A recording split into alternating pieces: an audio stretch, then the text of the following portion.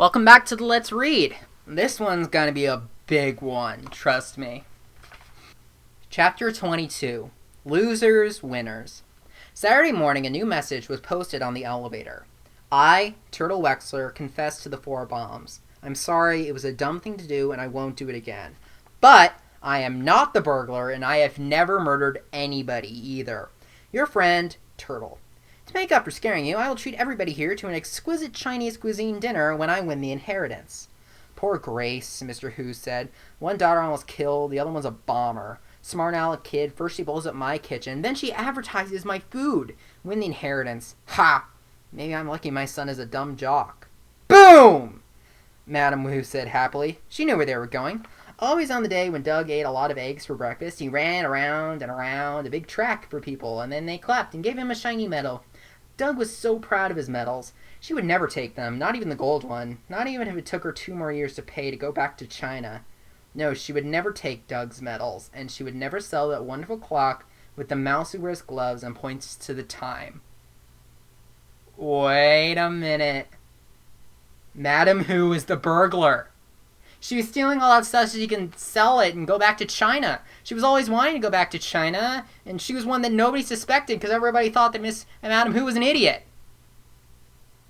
Alright, let's see if we can get this list down.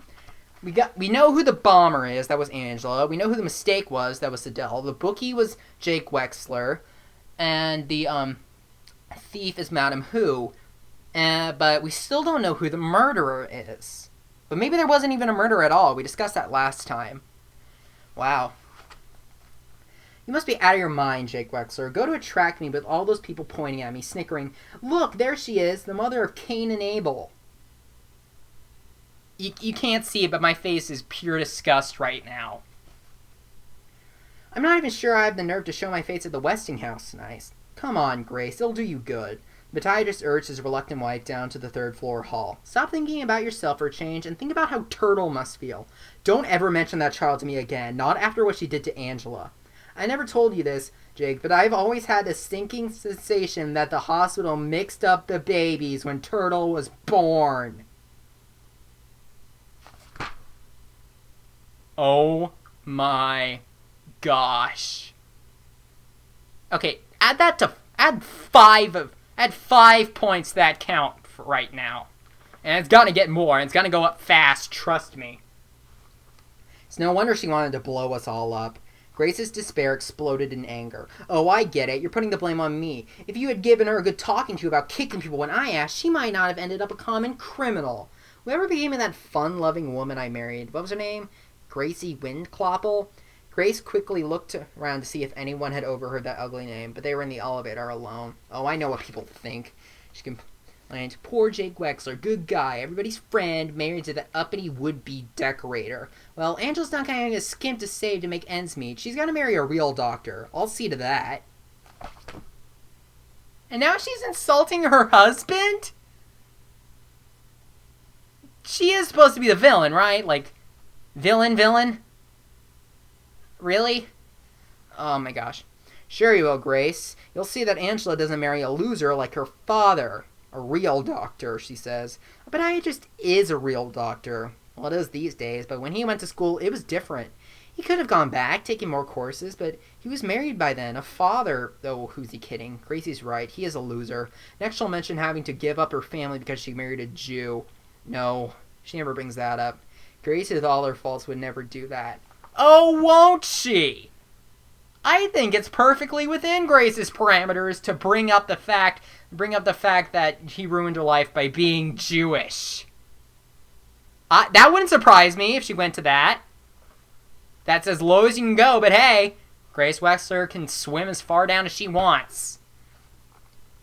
The elevator door opened to the lobby. Grace turned to her silent, sad-eyed husband, the loser.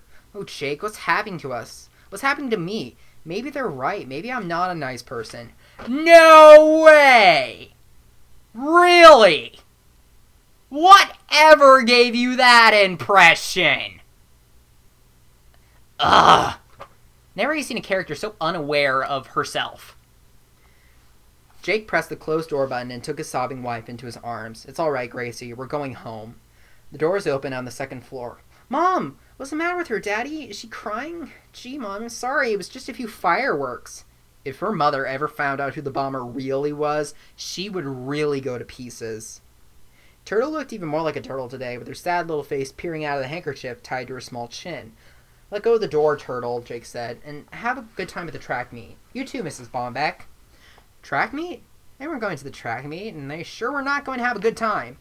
Grace was still sobbing on Jake's shoulder as he led her into the apartment. Mother, what's the matter? What's wrong with her, Dad? Nothing, Angela. Your mother's just having a good cry. Why don't you and Miss Pulaski leave us alone for a while? Come on, Angela, Adele said, prodding her with the tip of her mismatched crutches. You've got some painting to do. Angela looked back at the embracing couple. Father's face was buried in her weeping mother's tousled hair. They had not asked how she got home from the hospital, by taxi. They had not asked if she was still in pain, not much. They hadn't even peeked under the bandage to see if a scar was forming in her cheek. There was. Angela was on her own. Well, that's what she wanted, wasn't it? Yes, it was! She uttered a short laugh, and her hand flew up to the pain in her face. Did I look funny or something? No, I wasn't laughing at you, Sidel. I would never laugh at you. It's just that suddenly everything seemed to be all right. It's all right, her partner replied, unlocking the 4 locks to her apartment door. Tonight's the night that we are going to win it all. Were they? They still had to look for a name. They had a song. Oh, beautiful for spacious skies, Sidel began to sing, for purple waves of grain. Not purple, Angela corrected her. Amber. For amber waves of grain. Amber! Judge Ford paced the floor. Tonight, Sam Westing would wreak his revenge unless she could prevent it. If she was right, the person in danger was the former Mrs. Westing. And if Turtle was right about the wax dummy, Sam Westing himself might be there to watch the fun. There was a knock on her door. The judge was surprised to see Denton Deere, even more surprised when he wheeled in Chris Theodorakis into the apartment. Hello, Judge. Everybody else in this building's gone to the track meet, it seems. I passed Sandy on the way out, and he said that you wouldn't mind having him for part of the afternoon. I gotta get back to the hospital. Hello, Judge Ford. Chris took out a steady hand, which the judge shook. You're looking well, Chris, but medicine helped a lot. It's a big step forward, the intern said. Wrong word, the kid would never leave the wheelchair. An even more effective medication is now in the developmental stage. That really sounded pompous. Well, so long, Chris. See you tonight. Thanks, Judge. He knows a lot of big words, Chris said. Yes, certainly does, Judge Ford replied. What was she going to do with this boy here? She had so much to think about, so much to plan. You can work all bird watch, Chris offered, wheeling to the window, his binoculars banging against his thin chest. Good idea. The judge returned to her desk to study the newspaper clippings. Mrs. Westing was a tall, thin woman. She may no longer be thin, but she would still be tall, about 60 years old. If Sam Westing's former wife was any one of the heirs, she had to be Crow. Look! Chris shouted, startling the judge into dropping her files onto the floor. She rushed to his side, thinking he needed help. Look up there, Judge, isn't it beautiful? High in the fall sky, a V of geese was flying south. Yes, it was a beautiful sight. Those are geese, the judge explained. Canada goose. Branta Canadis, Chris replied. Judge was impressed, but she had work to do. Stooping to gather the dropped clippings, she was confronted with the face of Sam Westing. The photograph had been taken 15 years ago. Those piercing eyes, the Van Dyke beard, the short beaked nose, like a turtle's. The wax dummy in the coffin had been molded in the former image of Sam Westing as he had looked 15 years ago, not as he looked now. She searched the folder. No recent photographs, no hospital records, no death certificate, just the accident report from the State Highway Police. Dr. Sidney Sykes had suffered a crushed leg, and Samuel W. Westing had severe facial injuries. Facial injuries! That face had disappeared from 15 years ago, not the man. Westing had a different face, a face modeled by plastic surgery. A different face and a different name. Now what? Her gaze rested on the charge at the window. Feeling her eyes, Chris turned around. That boy has a nice smile. I hope you're better at filling cavities than you are at making false teeth, Turtle said, gripping the arms of the dentist's chair. In a glass cabinet against the wall were 3 rows of dentures, with crooked teeth, overlapping teeth, and notched teeth. Those faults are what make the dentures look real, the dentist explained. Nothing in nature is quite perfect, you know. Now open your mouth wide. Wider. Ah! Turtle screamed before the probe even touched her. Relax, young lady. I'll tell you when to say ow. Turtle tried to think about other things. False teeth, buck teeth. That rotten buck-toothed Barney Northrop marched by this morning to tell the Wexlers that they would have to pay for all the damage done by the bombs. Barney Northrop had called her parents irresponsible, and he had called her something worse. Much worse. He sure was surprised about that kick. It was our hardest one ever. Now you can say ow. The Nez unclipped the towel from his shoulder. Turtle passed the tongue over the drilled tooth. She hadn't felt a thing, but the real pain was yet to come. Flora Bombag was taking her to the beauty parlor to have her singed hair cut off. College teams from 5 states competed in the first indoor track meet of the season, but the big event, the mile run, was won by a high school senior. "That's my boy, that's my Doug," Mr. Hoosh shouted. Okay, if you're hearing that jingling, that's my dog. "Hey, get over here." And now he's just doing weird stuff. "Get over here." "Hey! Hey, everybody. This is my dog. Hey! Hey! Hey! Hey! Hey!" And now he's just walking away. Bye. Thanks for nothing. Ugh. Okay. "That's my boy, that's my Doug," Mr. Hoosh shouted, one voice among thousands cheering the youngster's son in the victory lap. Cameras flashed as Doug posed, smiling broadly, index fingers high in the air. "I owe it all to my dad," he told reporters. The cameras flashed again as Doug flung his arm around the proud Mr. Who. "Just wait until the next Olympics," the inventor thought. "With Doug's feet and my inner soles, we'll run them all into the ground." Later that evening, Madame Hu, chattering in unintelligible Chinese, made it known that she wanted Doug to wear his prize at the Westinghouse. Standing on tiptoes, she placed the ribbon over his bent head and patted the shiny gold medal in place on his chest. "Good boy," she said in English. Assad and Sandy returned to the apartment. 4D. "Hi, Chris. Did you talk to him, Judge?" "Talk to who?" "Barney Northrup. He's waiting at the front door when I got back from the track meet, mad as a wet cat. Said he had lots of complaints about me, never being on duty, drinking on the job, lies like that. He fired me right on the spot. I told him you wanted to see him, figuring you might put in a good word so he'd let me stay on." "No, Mr. McSuthers, I'm sorry, but I haven't seen Barney Northrup since I rented this apartment." Barney Northrup, was that Mr. Westing's disguise? False buck teeth, slick back wig, pasted on mustache? Well, it's not the first time I was fired without cause. The dejected doorman blew his nose loudly in a Westing man-sized hanky. Man-sized hanky. "Hey, Chris, I bet you don't know the name of the red-headed woodpecker in Latin." That was a hard one. Chris had to say Melanerpes erythrocephalus very slowly. "Some a smart kid, hey, Judge? Chris, the judge and I have a little business to discuss. Excuse us for a minute." Judge Ford joined the doorman in the kitchen. "Our game plan is this, Mr. McSuthers. We give no answer. No answer at all. Our duty is to protect Westing's ex-wife." "Crow?" Sandy guessed. "That's right.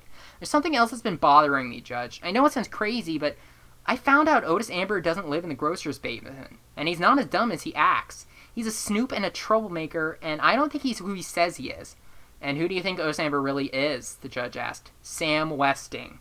Judge Ford leaned against the sink and pressed her head against the cabinet. If Sandy was right, she had played right into the man's hands. Sam Westing's hands. "Come on, Crow, you always like to get there early to open the door for people." Crow had stopped in the middle of the steep road to stare up at the Westing house. "I got a funny feeling there's something evil waiting up there for me, Otis. It's a bad house full of misery and sin. He's still there, you know. Sam Westing is dead and buried. Come on, if we don't get there, we're not going to get any more money, and we already spent it on the soup kitchen."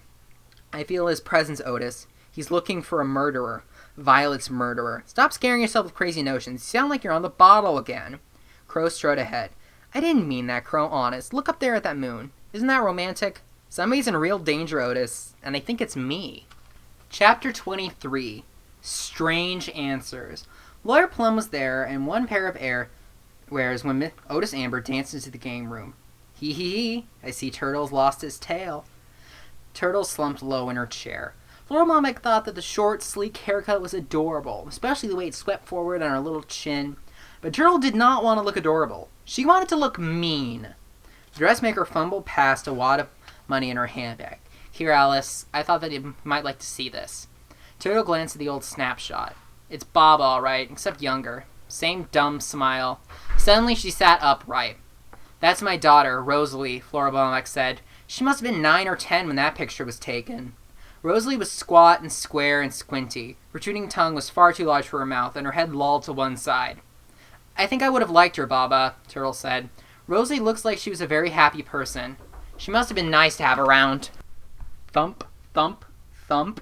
"Here comes the victims." Zelblaski announced. Angela greeted her sister with a wave of her crimson-streaked, healing hand. Turtle had convinced her not to confess. It would mean a criminal record, it would kill their mother, and no one would believe her anyway. I like your haircut.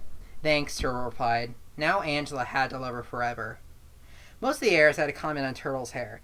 You look like a real businesswoman, Sandy said. Well, that's an improvement, Dendier said. You look nice, Chris said. Only Theo, bent over the chessboard, said nothing. White had moved the King's Bishop since the last meeting. It was his move. At last the stairs turned from Turtle's hair to a more surprising sight. Judge Ford strode in regally as an African princess, her noble head swathed in a turban, her tall body draped in yards of hand-printed cloth. She slipped a note to Denton Deer and then sailed to her place at table 4. Goggle-eyed Amber was speechless. They all were, except for Sandy. Gee, that's a nifty outfit, Judge. Is that what we call ethnic? The judge did not reply. Applaud, the local hero has arrived. Doug raised his arms, pointing his index fingers to the flaking gilt ceiling at the I'm number 1 sign, and acknowledged the clapping with a victory lap around the room. Here come the Wexlers, Mr. Who remarked, seating his puzzled wife at table 1. Turtle exchanged an anxious glance with Angela. The last time they saw their mother, she was crying her head off. Now the tears were gone from her bleary eyes, but she was staggering, giggling. Her hair was a mess. Sorry we're late, Jake apologized. We lost track of time. They've been clinking wine glasses in a small cafe they used to go before they were married, toasting good times. They had had many good times together, many good memories shared, it seems. 3 big wine bottles full. Uh-oh. I bet that Grace is a mean drunk.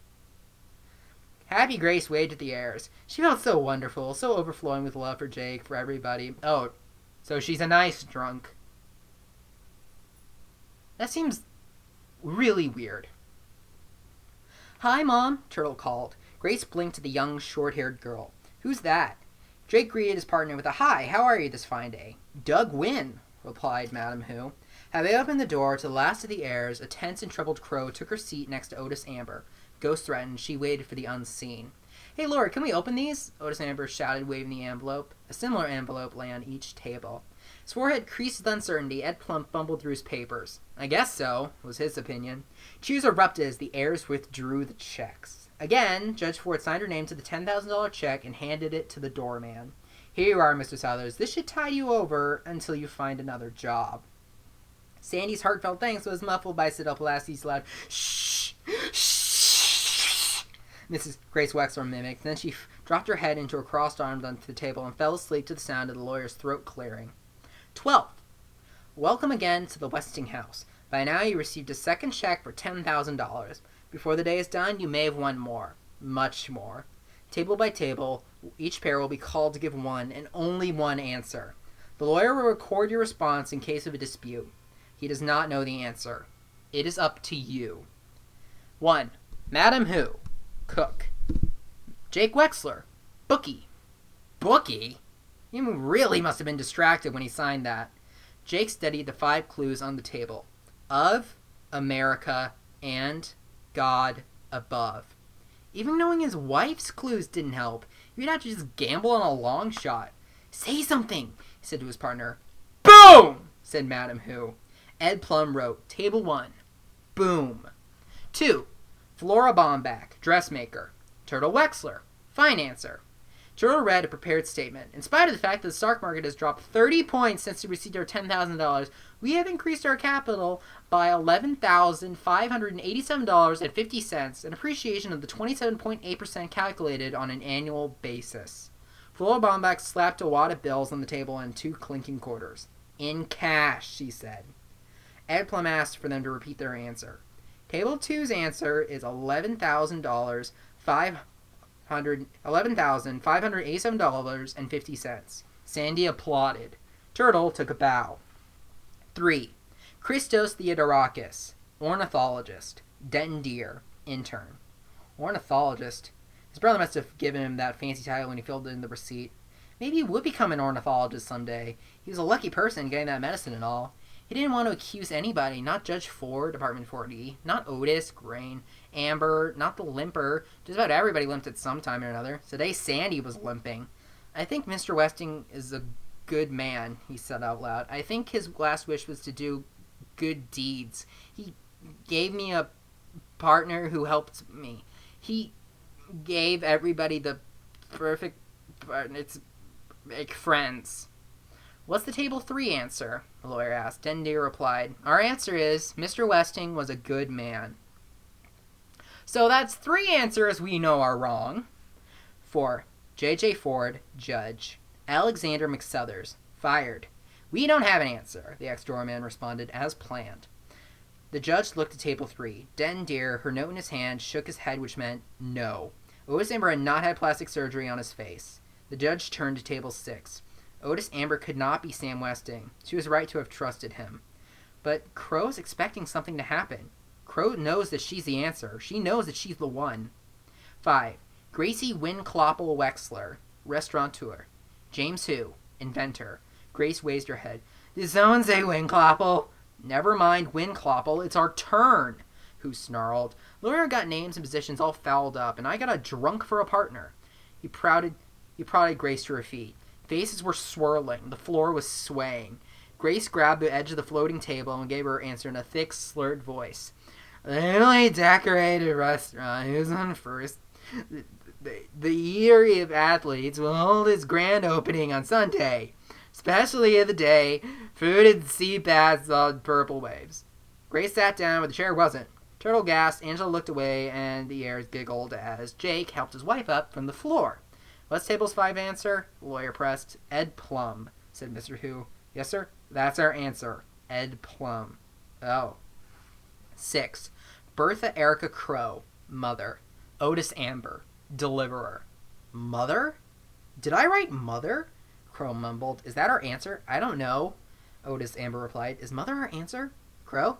He could have sworn she had again signed the receipt, Good Salvation Soup Kitchen. Crow repeated mother, and that's what the lawyer wrote down. Douglas Who, champ. Theo Theodorakis, writer. Their clues, a chemical formula for an explosive, and the letters O-T-I-S. Doug, basking in glory, didn't care. Theo stood, turned to the man he was about to accuse, and saw the scene in the soup kitchen. Saw Otis Amber cooking soup for dirty, hungry men. No answer, Theo said, sitting down. Sidel Pulaski, victim. Angela Wexler, person. Sidel was dressed for the occasion in red and white stripes. Neon crutches decorated with white stars and a field of blue to mask the casts on her ankle. She hummed into a pitch pipe and began singing one note above the pitch she played. Oh, beautiful for spacious skies, for amber waves of grain, for purple mountain majesties above the fruited plain. What a spectacle she made, her wide rear end sticking out, singing in a tuneless nasal voice. The derisive smile soon faded as pair by pair the heirs heard their code words sung. America, America, God shed his grace on thee, and crown thy good with brotherhood from sea to shining sea. Such a beautiful song, Grace Wexler slurred, but the others sat in somber silence. Even Turtle thought that Table 8 had won. What's your answer? Ed Plum asked. Our answer, Sidel Pulaski announced with certainty, is Otis Amber. The heirs listened to the lawyer read the next document, but their eyes stayed fixed on Table's 8 answer. Otis Amber. 13th. Okay, folks, so it'll be a short break before the big winner is announced. Bertha Erica Crow, please rise and go to the kitchen for refreshments. Dazed with fear, Crow rose. The 13th section. 13 was an unlucky number. Judge Ford told Sandy to follow her. Hey, Crow, old pal, do me a favor and fill this for me, he said, handing her his flask as they left through the door. I'll get off the wagon starting tomorrow, I promise. Angela left the room, too, concerned over Crow's trance-like state. Turtle followed Angela to make sure she didn't end up in the fireworks room again. The judge remained seated, watching the remaining heirs who were watching Otis Amber. The delivery boy had enough of their suspicions. He swept a pointed finger across the range, imitating the sound of a machine gun. Crow and Angela came back with 2 large trays. Turtle returned empty-handed, puzzled but relieved. The judge joined Den, Deer, and Chris at table 3, bringing a small plate of cakes with her. None of the heirs have had plastic surgery, as far as I can tell, the intern remarked, but your partner sure could have used some. The judge studied Sandy McSuther's prize-fighter face as he leaned against the open doorway. Their eyes met, and he lifted his flask in a salute. Anybody want a drink? Sure, Grace Wexler replied with a giggle, but Jake gave her a cup of strong black coffee instead. We must keep our wits about us, Mr. McSuthers, Judge Ford said, walking towards him. Sam Westing has not made his final move. Nothing like scotch to clear the head, he replied. He took a long swig, coughed, wiped his mouth on the sleeve of his uniform, and glared at Crow with narrowed, watery eyes. Theo grinned down at the chess table. Whitey made another move, a careless move. He licked the cake crumbs from his fingers, wiped his hands on the Westing paper tea napkin, and took his opponent's queen from the board. At least he had won the chess game. Perched on a corner of table 8, the young lawyer tried to start a conversation with Angela, ignoring Siddle Pulaski, who twice asked, "Surely you must have the answer, Mr. Plum," he nudged her partner. "Surely you must have the answer, Mr. Plum," Angela repeated sweetly. "Oh, of course, at least I assume I do," he replied. "My instructions are open the documents one by one at the scheduled time." He looked at the watch. Oops, he was a minute late. Ed Plum hurried to the billiard table, tore open the next envelope, and pulled out the document, cutting his finger on the paper's edge. 14th. Go directly to the library. Do not pass go. Chapter 24. Wrong, all wrong. Grace Wexler clung unsteadily to Mr. Who's arm. "Where are we going?" "Who knows?" Who replied. "We didn't even pass go." Partner sat with partner at the long library table, moaning with impatience as Ed Plum opened another envelope, removed the tag key, tried to unlock the top right-hand desk drawer, reread the tag, unlocked the upper left-hand drawer, and found the next document. 15th. Wrong! All answers are wrong. "What?" Siddle Pulaski cried. "I repeat, wrong. All answers are wrong. Partnerships are canceled, and you're on your own. Alone. The lawyer will leave and return with the authorities at the appointed time. And time is running out. Hurry. Find the name before the one who took my life takes another. Remember, it's not what you have, it's what you don't have that counts." Madame Who knew from the shifting eyes that a bad person was in the room. She was the bad person. They would find out. The crutch lady had her writing book back, but all the pretty things she was going to sell, they wanted them back too. She would be punished. Soon. "How much time do we have?" Turtle asked. Ed Plum left the library without answering. "And locked the door!" "Oh my!" Lord Bombeck ran to the French doors, but they opened. Siddle Pulaski complained of a chill, and the dressmaker had to shut the doors, but left them unlatched just in case. Mr. Who said the tea tasted funny. Maybe they'd all been poisoned. Dendier diagnosed paranoia. The doorman, who was pacing the room, replied that anybody who was not paranoid, after being told that the murderer would kill again, was really crazy. He stopped to pat Turtle's slumped shoulders. "Cheer up, my friend. The game's not over yet," Sandy whispered. "You can still win. I hope you do." Otis Amber told everybody to sit where he could watch them. Theo rose. "I think it's about time we placed a team and shared our clues and shared the inheritance." "With a murderer?" "Well, all right. Agreed." Siddle Pulaski still thought the answer had something to do with America the Beautiful. "Does anybody have a clue word that's not in the song?" "I'm not sure," Doug said mischievously. "Sing it again." And nobody cared for that idea. "It's not what you have, it's what you don't have that counts," Jake Wexler reminded them. "Maybe some words in the song are missing from the clues." That made sense. "Does anybody have the word amber?" Mr. Who asked. "Not again," Otis Amber groaned. "You heard the will. It said all the answers are wrong, and I was one of the wrong answers." "Mr. Westing wrote the will before the game even started," Siddle argued. "Perhaps he assumed we weren't smart enough to find you out so soon." Judge Ford did not interfere. Otis Amber could take care of himself. She had to be prepared to defend Crow when the time came. Crow sat with her head bowed, waiting. No one had the word amber. The two pairs had am in their clues. "Two ams do not an amber make," Siddle declared. "The two ams stand for America, America." "I got America," Jake Wexler said it. "I got America." Raymond's a madman, Mr. Who thought. The podiatrist, could he be the one? Judge explained in a calmer voice. "Two ams can't be America, America, because one of my clues is America." Sandy stood, took a long swig from his flask, coughed, then spoke in a hoarse voice. "We're getting nowhere. Why doesn't everybody just hand in their clues so Miss Pulaski can arrange them in an order we can all see and we can find out what's missing?" Her eyes narrowed with suspicion. The judge watched Sandy collect the clues. "Just write them out again," he said to Turtle, who had eaten the originals. Then he placed the paper squares before the secretary and resumed his seat. What was her partner doing? Why was he playing at Sam Westing's hand? He knows the answer. He knows he's leading the heirs to Crow.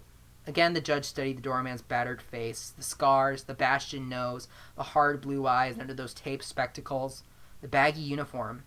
Everybody was given the perfect partner, Chris said. Chris was right. She was paired with the one person who would confound her plans, manipulate her moves, keep her from the truth.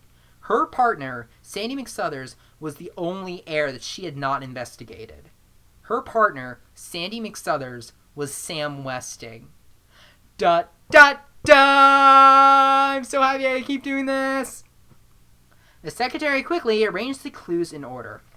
O, beautiful, for spacious skies, for waves of grain, for purple mountain majesties, above fruited plain. America, God shed his grace on thee, and N, thy good, with brotherhood, from sea to shining sea. The missing words, Sidel Pulaski announced, are BERTHE, Erica, and Crow.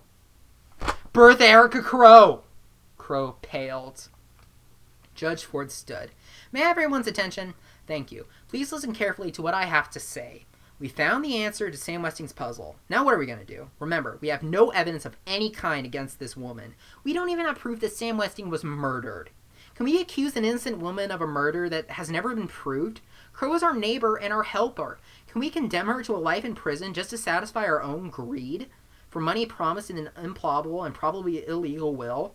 If so, we are guilty of a far greater crime than the accused. Bertha Erica Crow's only crime is that her name appears in a song.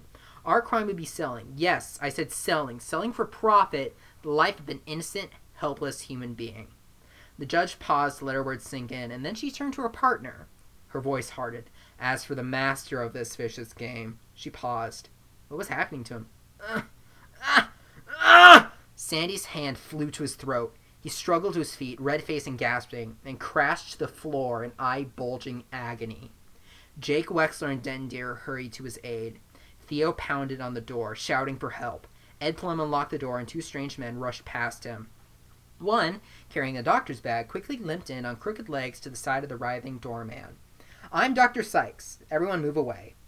The heirs heard a low groan, then a rasping rattle, and then nothing. Sandy! Sandy! Turtle screamed, pushing through the restraining hands. She looked down at the doorman sprawled at her feet. His face was twisted in a rigid pain. His mouth gaped over his chipped front tooth.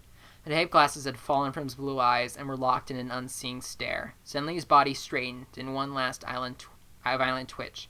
His right eye closed, opened again, and Sandy moved no more. He's dead, Dr. Sykes said, gently turning her away. Dead? Judge Ford repeated numbly. How could she have been so wrong? So very wrong. A sob tore through Turtle's soul as she ran to Baba's comforting arms. Baba, I don't want to play anymore. The second stranger, the sheriff of Weston County, herded them back to the game room. Without thinking, the heirs had assigned themselves at the assigned tables. Turtle sat quietly. Miss Flora Bombeck turned to weep. Crow waited. Only the throbbing veins in her tightly clasped hands told of her torment. Excuse me, sir, Ed Plum says. I realize this may seem inappropriate, but according to Samuel W. Westing's will, I have to read another document on the hour. Sheriff checked his watch. What kind of madhouse was this? And there was something mighty fishy about this cocky kid lawyer calling in the middle of the night, insisting I hurry over. That was half an hour before anybody died. Go ahead, he grumbled. Plum cleared his throat 3 times under the sheriff's suspicious glare. 16th. I, Samuel W. Westing of Westingtown, born Sam Windy Windclopple of Watertown. I had to change my name for business purposes. After all, would you buy a product called Windclopple toilet tissues? I wouldn't. Do hereby declare that if no one wins, this will is null and void. So hurry, hurry, hurry. Step right up and collect your prize. The lawyer will count off 15 minutes. Good luck, and a happy 4th of July. Windclopple? Did someone say Windclopple? Grace Wexler slurred. I knew Westing wasn't an immigrant's name, Sidel Pulaski said. I knew it. The man was insane, Denton Deer diagnosed. Shh! They were struggling with their conscience. Millions and millions of dollars just for naming her name. 1 minute is up. The heirs stared at the answer. Bertha Erica Crow. A religious fanatic, maybe even crazy. But a murderer? They had no evidence that Sam Westing was murdered. The judge said so. Crow waited. She had not yet suffered enough for her sins. Her penance was yet to begin. 2 minutes are up. $200 million, Turtle thought. But who gets it? The last part the lawyer read was very businesslike. Besides, she would never peach on anybody. Not even Crow. Who cares about anything anymore? Sandy was dead. Sandy was her friend, and now she'll never see him again. Ever. Judge Ford tried not to look at the empty chair at her table, Mr. McSuther's chair. Her one concern at the moment was the safety of Crow. Judge watched the heirs and waited. Crow waited. 3 minutes are up. Westing wasn't murdered. The judge said so, but what about Sandy? He was drinking from the flask that Crow filled, and he died choking. Poison? Crow felt the eyes on her, the hating eyes. They scoffed at her beliefs. They joked about her soup kitchen. Only 2 people here mattered to her. She was so tired of waiting and waiting. 4 minutes are up. The answer is Bertha Erica Crow. No! Andrew cried. No! She's crazy, Otis Amber shouted. She doesn't know what she's saying. Yes, I do, Otis. Crow said flatly and repeated her statement. The answer is Bertha Erica Crow. She rose and turned to the confused lawyer. I am Bertha Erica Crow. I am the answer, and I am the winner. I give half my inheritance to Otis Amber to be used for the Good Salvation Soup Kitchen. I give the rest of my money to Angela. That's the end of chapter 24. Whoa. And there's still a lot left of this book. So, how is this whole thing going to wrap up? Things got really intense really fast. Find out next time on Let's Read.